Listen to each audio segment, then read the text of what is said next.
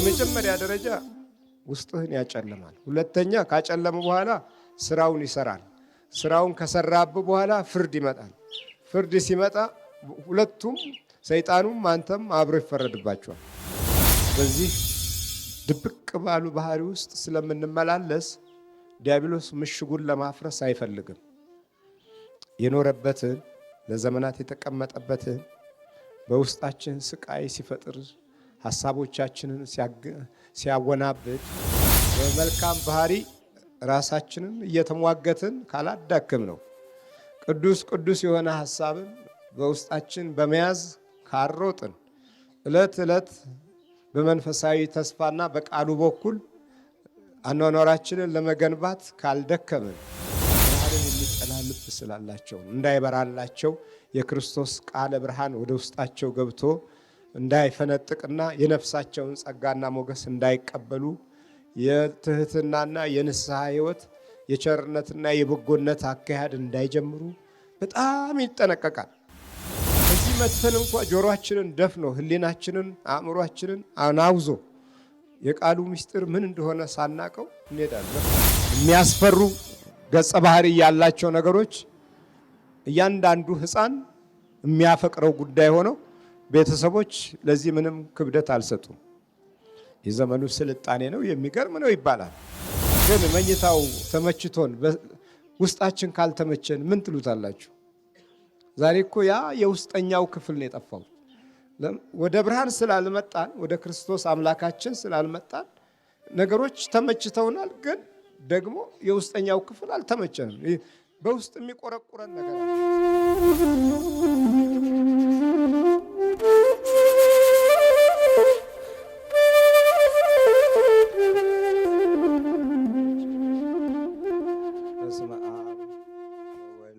መንፈስ ቅዱስ አሐዱ አምላክ አሜን።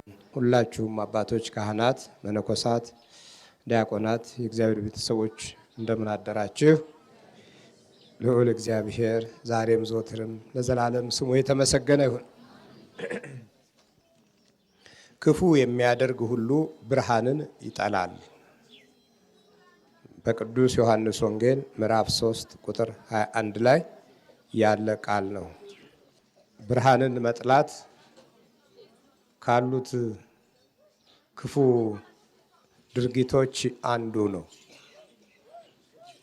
ሰዎች ክፉን በሚወዱበት ጊዜ ወይም በክፉ በሚያዙበት ጊዜ አሊያም ወደ ክፉ በሚሄዱበት ጊዜ ብርሃንን ይጠላሉ። ካሉት የጠላት አሰራር ውስጥ አንዱና ብዙ ጊዜ ከምንፈተንበት የመተቱም የአስማቱ መንፈስ መከራ ከምናይበት ክፍል ውስጥ አንዱ ብርሃንን በጠሉ በክፉ ሰዎች የተሰራ ድርጊት ነው። ስለዚህ ሰዎች ከብርሃን ይልቅ ጨለማን የሚወዱበት ዋናው ምክንያት ለክፉ ድርጊት እንዲመቻቸው ነው።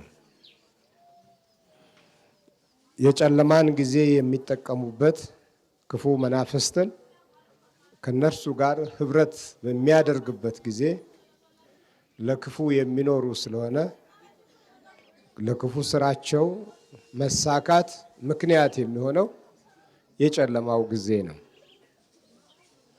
ስለዚህ ክፉ የሚያደርግ ሁሉ ብርሃንን ይጠላል፣ ስራውም እንዳይገለጥ ወደ ብርሃን አይመጣም ይላል። ወደ ብርሃን እምቢ በቃ አይመጣም። ምክንያቱም ይላል ስራው እውነትን የሚያደርግ ግን ስራው በእግዚአብሔር ተደርጎ እንደሆነ ይገለጥ ዘንድ ወደ ብርሃን ይመጣል። ብርሃን መለያ ነው። ብርሃን የክፉ ነገር ማስወገጃ መግለጫው ነው። ብርሃን የጨለማን ባህሪና ጠባይ ማራቂያ ነው። ኢየሱስ ክርስቶስ ታዲያ እኔ የዓለም ብርሃን ነኝ አለ። እርሱ የዓለም ብርሃን ሆኖ ክርስቲያኖች በዚህ ብርሃን ውስጥ ማለፍ ካልቻሉ ሁል ጊዜ ጥርጣሬ፣ ችግር፣ ጭንቀት፣ የተለያዩ ውስብስብ የሆኑ ፈተናዎች ይገጥሞታል። ክፉ የሚያደርግ ሁሉ ብርሃንን ይጠላል። ይህንን በራሳችን ሕይወት ውስጥ ለማየት እንሞክር። በሰዎች ላይ ጉዳት ያደረጉ አሉ። ብዙ ሰዎች በሌላው ሕይወት ላይ ጣልቃ ገብተው እድል የወሰዱ፣ ትምህርቱን እውቀቱን የወሰዱ፣ ኑሮውን የወሰዱ፣ ሁልጊዜ በደጅ ሲወጣ ሲገባ ደግሞ እያዩ የህሊና ወቀሳና የነፍስ ረፍት ያጡ ብዙ ጎረቤቶች አሉ፣ ብዙ ቤተሰቦች አሉ። እነዚህ ሰዎች ወደ መንፈሳዊ ደህንነት ልጆቻቸው እንኳ ታመው አይመጡም። በመናፍስት ልጆች ሲሰቃዩ ወደዚህ አይመጡም። ለምንድን ነው? በሌላው ህይወት ውስጥ በመናፍስት ጣልቃ ገብተዋል። በተጨማሪም ደግሞ በጎ አያወሩም፣ ጥሩ አያወሩም። መናፍስቱ በሚጋለጥበት ጊዜና ሰዓት ጥሩ ነገርን መልካም ነገርን መስማት አይፈልጉም። የሰው ህይወት ላይ የተንተራሰ ልቦና ባህሪ እና ጠባይ በመናፍስት ውስጥ ስለገቡ ነው። የጨለማን ጊዜና ሰዓት የክፉ መናፍስትን ጥበብና ዘዴ የተጠቀሙ ስለሆነ እና ብዙ የሆኑ ዘመዶቻችን ይህንን የደህንነት ስራ ሲያጣጥሉ ትሰማላችሁ። አንዳንዴም ኃይለኛ ጠበል እንኳ ብዙ ሰዎች የሚፈወሱበት ከሆነ ያንንም ለመከላከል ይሞክራሉ፣ ሚስጥራቸው እንዳይወጣ ማለት ነው። ስለዚህ ብርሃንን አይወዱም፣ መገለጥን አይወዱም። ብርሃን ማለት ይሄኛው አይደለም። የክርስቶስ ብርሃን፣ የደህንነት ብርሃን፣ የሰላም የጸጋ ብርሃን፣ የሞገስ የማዳኑ ብርሃን ነው። ያንን ብርሃን አይወዱትም። እነሱ ህይወታቸው የተያዘው በዚህ አይነት የክፋት አሰራር ውስጥ ስላለ ነው። አንዳንዴ የእጃቸው ስራ ክፉ ይሆንና ፍርዱ ፈጠን ባለ ጊዜም ደግሞ ይጨነቃሉ። ከመጡ በኋላ እንኳ አሁንም ብርሃንን አይወዱም። እዚህ ዙሪያውን እየዞሩ ውስጣቸው እየተጨነቀ ልቦናቸው ሰላም እያጣ የሰዎች ችግር ላይ ያደረሱት ጉዳት የነፍስ ወቀሳ እየደረሰባቸው በዚህም እንኳ ህሊናቸው እንዲመለስ አይፈልጉም። ከውስጣቸው ካለው ክፉ ተግባር ጋር ሲሟገቱ እዚህ የሚከናወነው የደህንነት ስራ አይታያቸውም። ክፋቱ ይሸፍንባቸዋል።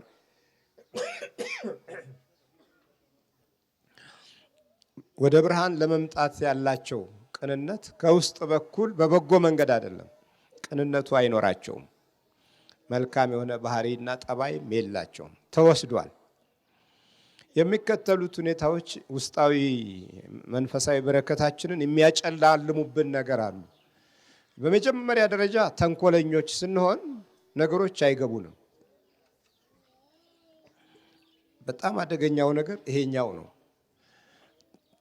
የውስጥ ተንኮል ዲያብሎስን በሚያረካ መልኩ የምናከናውናቸው ግፎች ከክፉ ጠማማ ቋንቋ ጋር በተያያዘ የምንኖራቸው ኑሮች መንፈሳዊው ነገር በቀላሉ ወደ ህይወታችን እንዲገባ አይፈቅድም።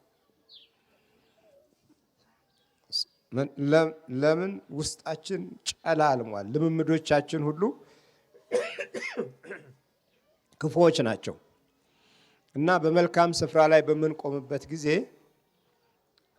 የአእምሮ ብርሃን አይከሰትም፣ የአእምሮ ብርሃን አይመጣም።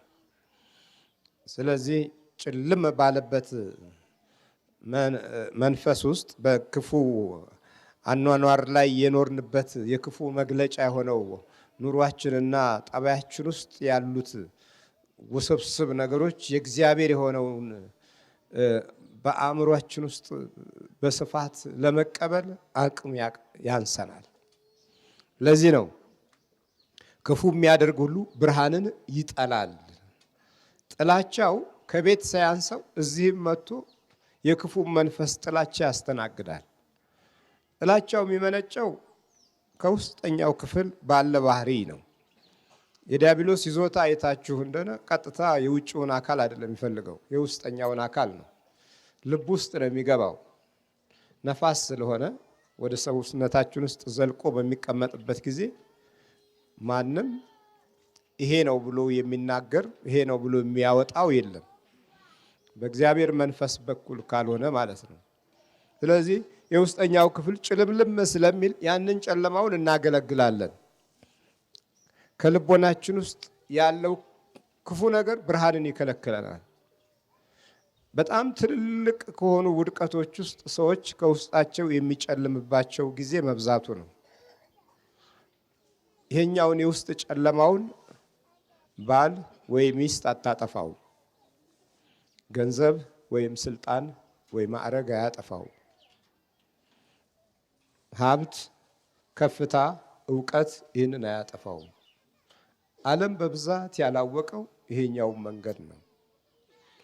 ትምህርት ቤት፣ ትልልቅ የዩኒቨርሲቲ ተቋም፣ ምሁራኖች ይህንን አያጠፉትም። የውስጥ ጨለማ የሚጠፋው ስንጸልይ ብቻ ነው። ለዚህ ነው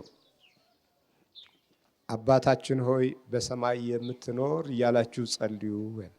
አባታችን ከሰማይ ሁሉንም የሚሰጥ፣ ሁሉንም የሚያይ፣ ሁሉንም የሚያከብር፣ ሁሉንም የሚወድ ንጉሥ ነው እና ይህንን የውስጥ ጨለማ በጣም እያስተናገድን ብዙዎቻችን ፈውስ እንፈልጋለን። የፈውስ የደህንነት ስራዎች ብቅ የሚሉት ይሄኛው የጨለማው ኃይል ሲገፈፍ ነው። ምን አይነት ጨለማ አለ ከውስጠኛው ክፍል ውስጥ ብለን ለማገናዘብ እንሞክር። ከብርሃን ጨለማ ይልቅ የውስጥ ጨለማ በሚከተሉት መንገዶች ውስጥ ያጠቃናል። አንደኛ፣ እውነትን ለመለማመድ ኑሯችን አይፈልግም። ጓደኞቻችን፣ ቤተሰባችን፣ ዘመዶቻችን እንደዚሁ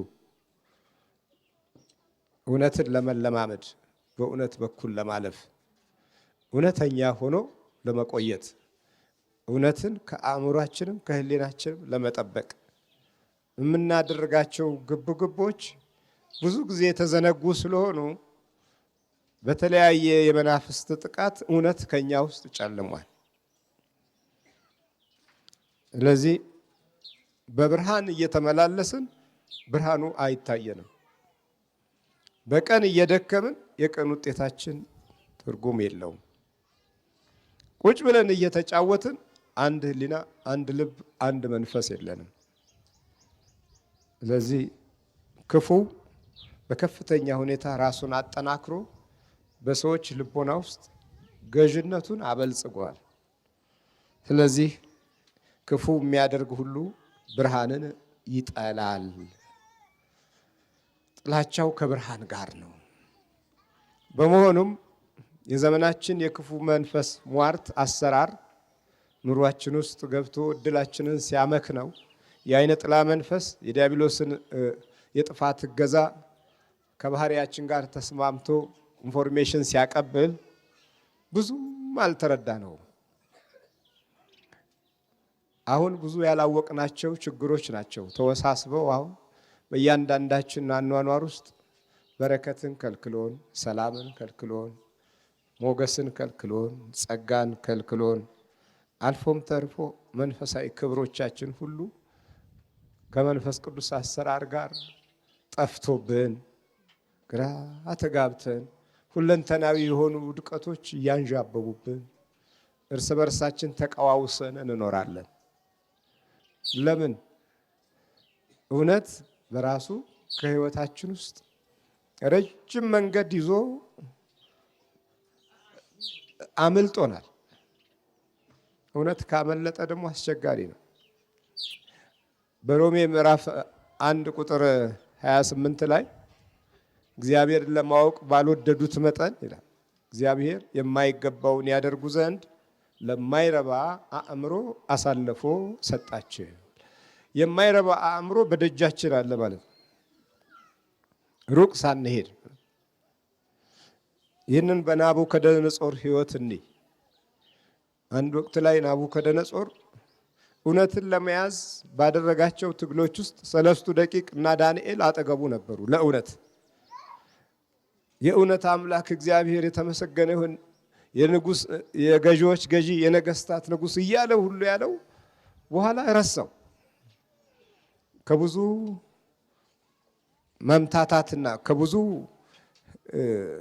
መጨነቅ በኋላ መረጋጋት ልክ እንደጀመረ የህልም ፍቺውንና ትርጉሙን እንዳወቀ በኋላ ሁሉንም ረሳው። ያቺ የእውነት መንፈሳዊ ጉዞ በህይወቱ ውስጥ እንዳትመጣ ማዕረጉ ስልጣኑ ከለከለው። በኋላ ኃይለኛ ህልም አየ። እንደ ከብት ሳር የሚበላበት 7 ዓመት መጣ። እንዳትታበይ ግን ብለውት ነበረ። በስልጣኑ ያከናወናቸውንና የገዛቸውን ያቋቋማቸውንና ውበት የሰጣቸውን ከተማዎች እያየ እነዚህ ሁሉ የኔ ጉልበት አደረጋቸዋል፣ እነዚህን ሁሉ ገዛለሁ፣ እነዚህን ሁሉ መራለሁ አለ። ልክ እንደዚህ መታበይ ሲጀምር ከቤተ መንግስቱ ወጥቶ ጥፍሩ እንደ እንስሳ፣ ገላው እንደ ከብት፣ አመጋገቡም ሳር እንደሚበሉት ሆነና 7 ዓመት ውጪ ሳር እየበላ ንጉሱ እኮ ነው፣ ሳር እየበላ ተቀመጠ። እግዚአብሔር ማስተዋሉን ይስጠን። ሳር የሚበላ ንጉስ ሳር በላ። በቃ አበላው፣ ሳሩን አበላው። ዝናብ ጣለበት፣ ሰውነቱም በሰበሰ፣ ኑሮ ውጭ ሆነ። በቃ ይሁን። ከእውነት በሸሸበት ጊዜ፣ ከመንፈሳዊው ተስፋ በወጣበት ጊዜ፣ ከህልሙ ፍቺ በራቀበት ጊዜ የተነገረውን እውነት ለመቀበል እምቢ ሲል ከላይ መጣና ትእዛዝ መጣ። በቃ አለቀ። ግጦሽ ውስጥ ገባ።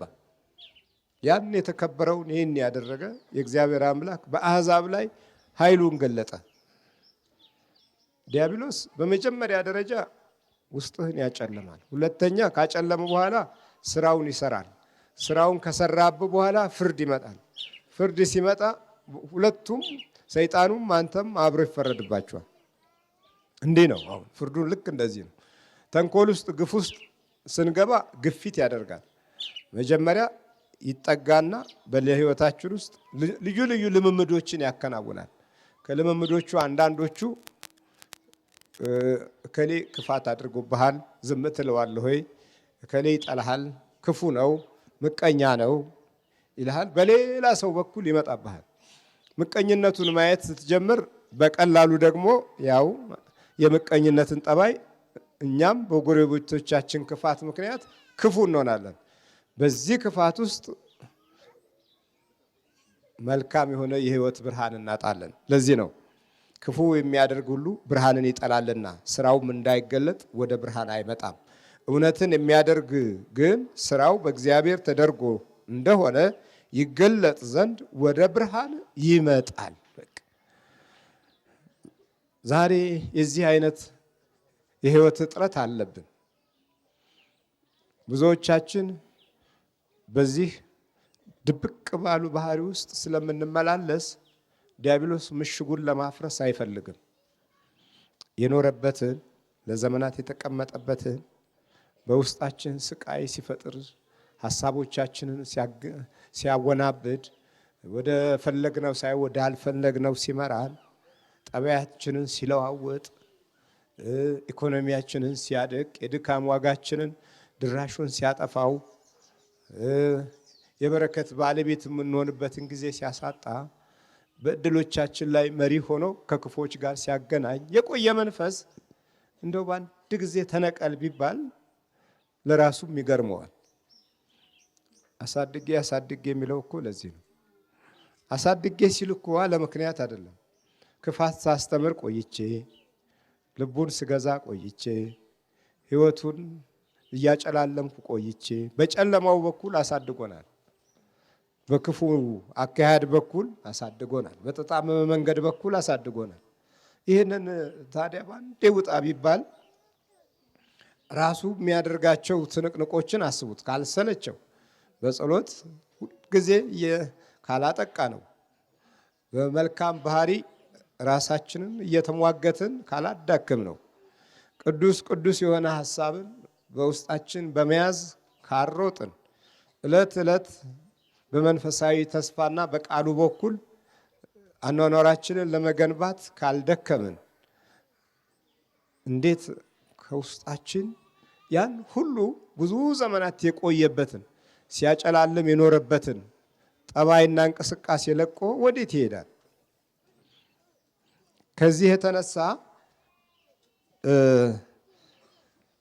ክፉ የሚያደርግ ሁሉ ብርሃንን ይጠላል።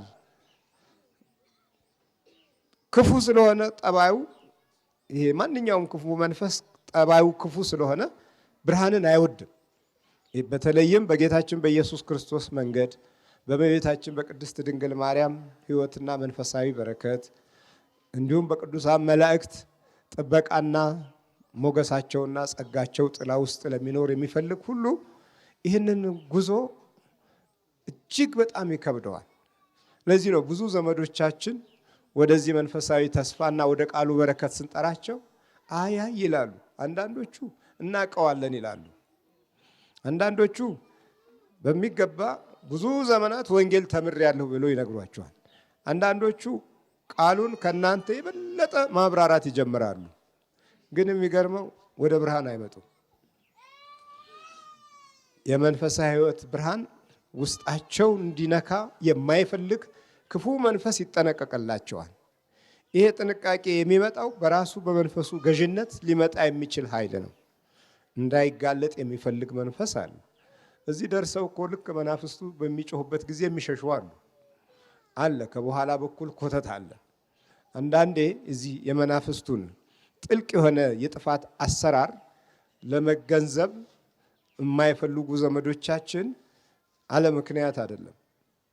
ብርሃንን የሚጠላ ልብ ስላላቸው እንዳይበራላቸው የክርስቶስ ቃለ ብርሃን ወደ ውስጣቸው ገብቶ እንዳይፈነጥቅና የነፍሳቸውን ጸጋና ሞገስ እንዳይቀበሉ የትህትናና የንስሐ ሕይወት የቸርነትና የበጎነት አካሄድ እንዳይጀምሩ በጣም ይጠነቀቃል።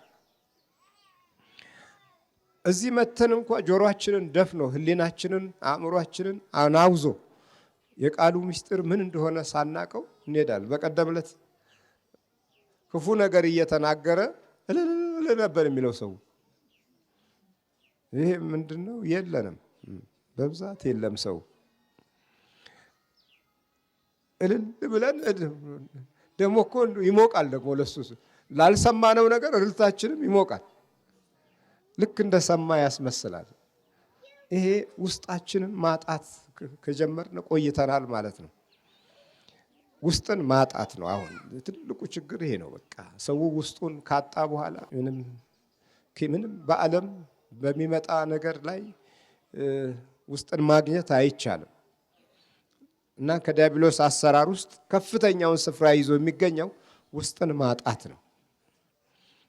ያ ውስጥ ማጣት በተለያየ አይነት መንገድ በዲያብሎስ ይወሰዳል። የሚከተሉት መስመሮች ይሸፈኑብናል።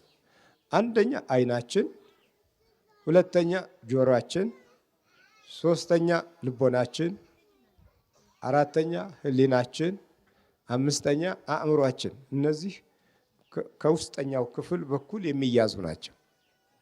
እነዚህ የተያዙበት ሰው አያደምጥም፣ አያስተውልም። የቀደሙ አባቶች እድሜ ልካቸውን የማይረሷቸው ነገሮች አሉ። ለዘመናት እያስታወሷቸው የሚሄዱ ከአእምሯቸው የማይጠፋ እስካሁን ድረስ በዚህ ዘመን ውስጥ ያሉትን ነገሮች የረሱ ግን በጣሊያን ዘመን የነበረውን ነገር የሚያስታውሱ አሉ። ለምን ይመስላችኋል? በጣሊያን ዘመን የነበረውን ቀድሞ እውነተኛ ሰዎች ጋር ሲጨዋወቱ የነበሩት ጨዋታዎች ሁሉ አሁን ያስታውሷቸዋል። ከዚህ ከ60 ዓመት ወዲህ የተከናወነውን ብትጠይቋቸው ማንም ሰው መልስ አይሰጥም። ለምን? መዝገቡ ክፉ ስለሆነ ማንም አይዘውም፣ አእምሮም ውስጥ አይቀመጥም። የቀደሙ አባቶች ከመንፈስ ቅዱስ ጋር ስለሚናገሩ አይረሳም። 40 ዓመትና 50 ዓመት ሰዎች ያስታውሳሉ። መጽሐፍ ሳይገልጡ ማስታወሻ ሳይዙ እከሌ እኮ እንዲህ ያለው ነገር የሚገርም ነው ብለው ያስታውሱታል። አብሮ ምን ስላለ ነው? የእግዚአብሔር መንፈስ አብሮ መዝገብ ስለሚሆን ነው። የማስተዋል መንፈስ አለ፣ የማገናዘብ መንፈስ አለ። ማስተዋል በሚጠፋበት ጊዜ ታዲያ ብዙ ቃላቶች ነጉደው ብዙ ቋንቋዎች ተነግሮ ምንም የምናስታውስበት ጊዜ የለም። ለምን? ተቀባዩም አቀባዩም የመንፈስ ቅዱስ ባህሪ ስለማይኖረው እንዴት አድርጎ ሕሊና መያዝ ይችላል? ይከብደዋል። ስለዚህ ሁልጊዜ ብርሃንን ከሚጠላ መንፈስ ጋር ነው ግብግባችን። አሁን የግድ ያንን የሰው አካል ውስጥ የገባው ኃይል መንፈሳዊ ብርሃኑን እየተቃወመበት ይኖራል። መንፈሳዊ ብርሃኑን እየጠላበት ይኖራል ከውስጠኛው በኩል እና ለዚህ ነው ክፉ የሚያደርግ ሁሉ ብርሃንን ይጠላልና ስራውም እንዳይገለጥ ወደ ብርሃን አይመጣም የሚለው። ስራው እንዳይገለጥ ወደ ብርሃን አይመጣም። ስንሸሽ የኖርንባቸውን ዓመቶች ይሁንና አሁን በመናፍስት ላይ የነቃንበትን ጊዜ ይሁን። ባል ሚስቴ ዛር አለባት እኔ አያገባኝም ይላል። አያገባኝም ማለት ልጆች ላይ አይነ ጥላ ሆኖ ተወለደ። እሺ አሁን አገባው አላገባው? አንዳንድ ሰዎች ደግሞ መንፈሱ በሚለው መንገድ ምን እንደው ዕዳ ገባው እኮ እንደው ይሄ እንግዲህ ቅዱስ ዮሐንስ መጣ እንግዲህ ይሄንን ዛር ምን እንደማደርገው እንግዲህ ይላል። ሰውየው ይበሳጫል። ለሚያቀርባቸው ጥያቄዎች የሚያሟላውን ነገር እንደገና ያስባል። ከዛ በኋላ አይ በቃ አልፈልግም ይልና ዞር በልልኝ እኔ ምንም የለኝም አጥቻለሁ ይልና ይነግረዋል። ከዚህ ጊዜ ይቆጣና ደግሞ ያላትማል። እንግዲህ እባክህ ተዋት በቃ እሺ በፊት ከነበረው ቀንስልኝ ብለው ድርድርም ይጀምራሉ። ከምትፈልገው ቀንስልኝ እባክህ ይላል። እሺ በቃ ይልና ይቀንስለታል። ያው ይገብራል። እኔ ላይ የለም ብሎ ነው የሚገምተው፣ ግን አለ እሱ ላይም አለ። አንዳንዱ ደግሞ አይ እኔ አይመለከተኝም ያንቺ ጉዳይ ነው ብለው ዝም ይላሉ። እሷ ተርመጥምጣም ምን ብላም ከመናፍስቱ ጋራ ጊዜውን ትጨርሳለች። በዚህ መካከል ለተወለዱት ልጆች አይመለከታቸውም ብሎ መገመት በጣም ሞኝነት ነው። አንዳንዱም ዘመናዊ ነኝ እኔ እንዲህ አይነት ነገር አይመለከተኝም እንላለን። የተማርኩ ነኝ ያልተማረ ሰው የሚያደርገው ድርጊት ነው ብሎ ይላል። እኔ በትልልቅ ተቋም የተመረቅኩ እንዲህ አይነት ልክስክስ ቦታ ላይ አልገባም ይላል። ግን እሱ መጀመሪያውኑ ተይዟል። የተያዘ ሰው ነው። ምክንያቱም ከክፉ ጋር እየኖረ ከክፉ መንፈስ ጋር አብሮ እያደረ አብሮ እየበላ አመልጣለሁ ከአዚሙ አመልጣለሁ ብሎ መገመት ያው ሞኝነት ነው። ስለዚህ ውስጣችንን መንፈሳዊ ብርሃንን እየከለከለን መኖሩን ምንም ማረጋገጫ አያስፈልገውም። ሌላው ደግሞ ዘመናዊነቱ ለክፉ መንፈስ ልዩ የሆነ ማዕረግ ሰጥቶታል። አስቡ፣ አሁን እናት ጨሌ ትገብር ነበር። የጨለማ መንፈስ ነው። ዘመናዊ ነኝ የዘመናዊ ትምህርት ባለሙያ ነኝ የሚለው ደግሞ ሌላ የሱ ጨሌ አለ። እሱ ደግሞ ዕውቀቱን ነው የሚያመልከው፣ እግዚአብሔርን አያመልክም። ሙያውን ነው የሚያመልከው፣ ትምህርቱን ነው የሚያመልከው። በፍልስፍና ሕይወት ውስጥ ነው የወደቀው። እንደውም ከእናትየዋ ዛር የበለጠ የዚህኛው ነው። ያስ አንዳንድ ጊዜ የህሊና ነፃነት ይሰጣታል። ያ የህሊና ነፃነት ምንድን ነው? ክብረ በዓል ሲመጣ ዛሬ ቅዱስ ሚካኤል ነው፣ ቅዱስ ሚካኤል እየማረኝ ትላለች።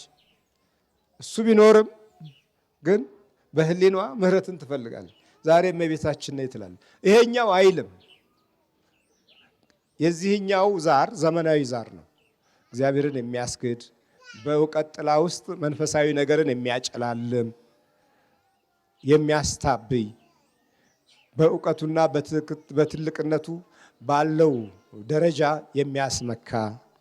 ስለዚህ ከእናትየዋ ዛር ይልቅ የዚህ የዘመነኛው ዛር የከፋ ነው ማለት። አላጓራም፣ ግን እግዚአብሔርን ይሳደባል።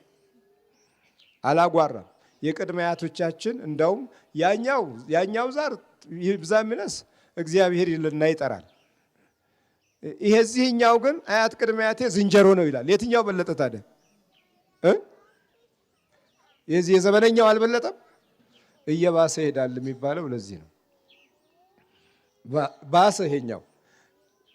ያ ቢያንስ መንፈሱ የሥላሴ ፍጡርነትን ያምናል። እንደው ቢያንስ እንደው ይሄኛው ደግሞ በቃ ከዝንጀሮ የመጣነን የኢቮሉሽን ልጆች ነን ይላል። ዕለት ዕለት ንግግሩም ይኸው ነው። ትምህርቱም እውቀቱም ሲጀምር እንደውም በደንብ ሚዲያ ቢሰጠው የሚናገራቸው ቋንቋዎች እነዚሁ ናቸው። ከእግዚአብሔር ተፈጠርን አይልም ካለ እንዴ ወራዳ ሰው ነው።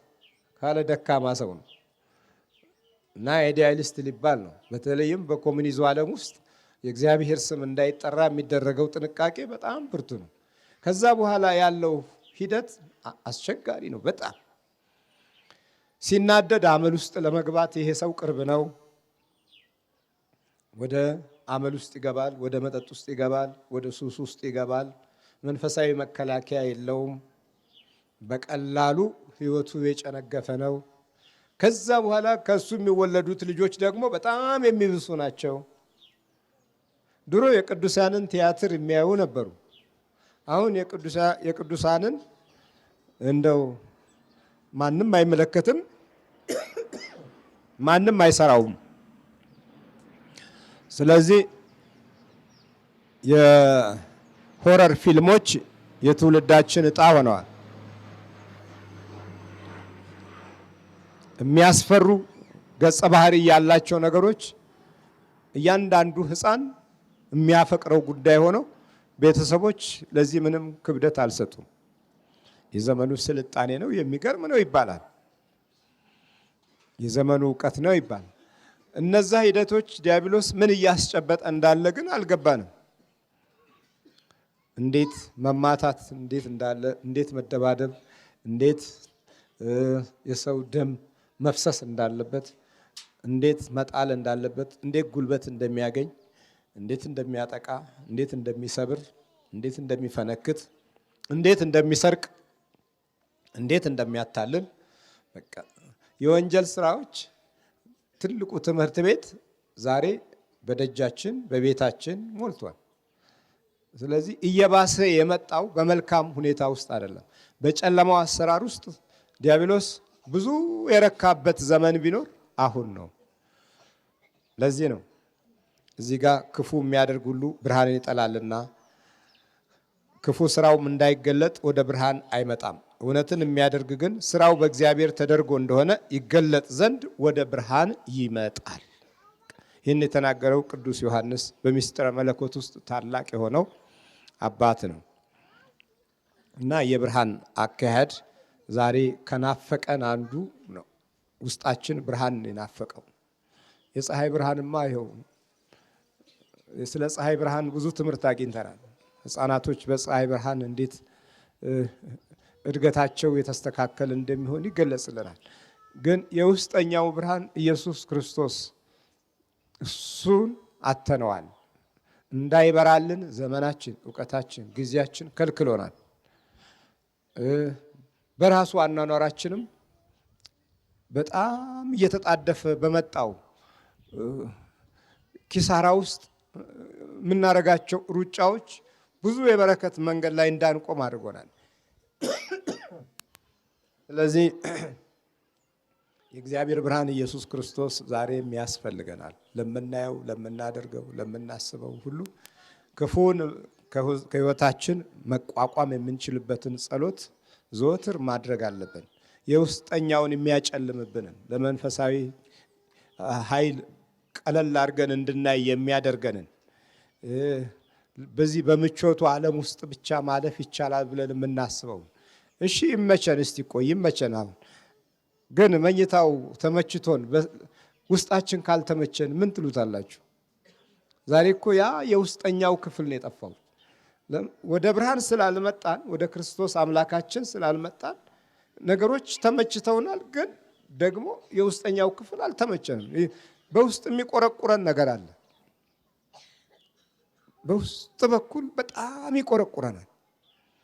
ያ ቁርቋሬ ደግሞ ማንም አላወቀልንም። ለእናት አትናገር፣ እናት አታቅም። ብታቅም የተልኮሰኮሰውን ነገር ነው የምታቅም። ለአባት አትናገር፣ አባት አያቅም። የሚያውቀው ነገር ወደ ሕክምና ሂጂ ነው። ስንቱን ዘመን ወደ ሕክምና ሂዱ እየተባል መናፍስቶች አከሙን። ዲያብሎስ ገንዘባችንን አስጨረሰን። ግን አንድ ክፉ የወደቀ መንፈስ ነው ውስጣችን ቁጭ ብሎ ስራ ላይ ያለው። ይህንን አልነቃንበትም። ወደ ብርሃን ስላልመጣን በጨለማው በኩል ስለሄድን፣ በዛ ላይ ደግሞ ያንን አጠናክረን እንድንይዝ ብዙ አጋዦች አሉ። ጓደኞቻችን፣ ዘመዶቻችን እንዲህ የመናፍስት ጥቃት ያለበት ስፍራ ላይ እንዳንደርስ ማስጠንቀቂያ ይሰጡናል። አትድረሱ እዛ። አንዳንዶቹ ከተነቃነቀ እንደው ማብቂያ የለውም ይሏችኋል። መንፈሱ ከተነሳ ኧረ ያሳብዳችኋል ይላሉ። አትነካኩት፣ ዝም ብላችሁ አትቀመጡም እንደኔ ብለው የሚያበረቷቷችኋል። ምን አነካካችሁ ይላሉ። አትነካኩት የሚከተለውን ነገር እየጨመረ ይመጣል። አንደኛ የተዛቡ ልጆች እንዲወለዱ፣ ሁለተኛ የመናፍስቱ ጋብቻ እንዲጠናከር፣ ሶስተኛ አፍዝ አደንግዝ እየጨመረና እየበረታ እንዲመጣ፣ አራተኛ ማማረርና ለቅሶ፣ ሰላም ማጣት፣ ሁከት እየበረታ ሞትን በራስ እጅ ውስጥ ለማፋጠን ትግል እንድናደርግ የሚያከናውንበትን ጊዜ እንዲያገኝ ይሁላችሁ። ይህን ሁሉ እየበረታ ይመጣል። እየጨመረ ይመጣል። ከዛሬ 15 ዓመት በፊት የነበራችሁ ሰዎች አላችሁ። ጎርጎሪዮስ ወደ 75,000 ሕዝብ ይገለገል የነበረበት ቦታ አሁን ከብዙ ጊዜያት በኋላ መታችኋል እንደገና። ለምን? ያን ጊዜ በአካል መጣን፣ አየን፣ ጉድ ነው እያልን ሄድን። ያ ጉዱ ቤታችን አለ። ቆይቶ ጉዱን እየሰራ መጣ። አንዳንዴ ጊዜ የለንም እንላለን። አይ ኑሯችን በዚህ በኩል የጎደለ ነገር አለ እዛም እናሟለው ብለን ጊዜያችንን እዛ ጨርሰን መናፍስቱ ትልቅ ጥንካሬ አግኝቶ ዛሬ ያን ጊዜ የተወለዱ ልጆች ዛሬ 15 ዓመታቸው ነው። 15 ዓመት ሆኗቸው እንግዲህ ያኔ የተወለዱ ልጆች ዛሬ አሁን አብረዋችሁ ይጮኻሉ። ከእናት አባት ጋር አብረው በክፉ መንፈስ ውስጣችንን ስለሚከልለው ነገሮችን በአግባቡ ሳንረዳ ለዘመናት እየተሰቃየን እንኖራለን። እግዚአብሔር ማስተዋሉን ይስጠን። የብርሃን አምላክ ኢየሱስ ክርስቶስ ክፉን አርቆልን በመንፈሳዊ ጸጋውና በክርስቶስ ሥጋና ደም ተባርከን የመንግስቱ ወራሾች እንድንሆን እግዚአብሔር ይርዳን።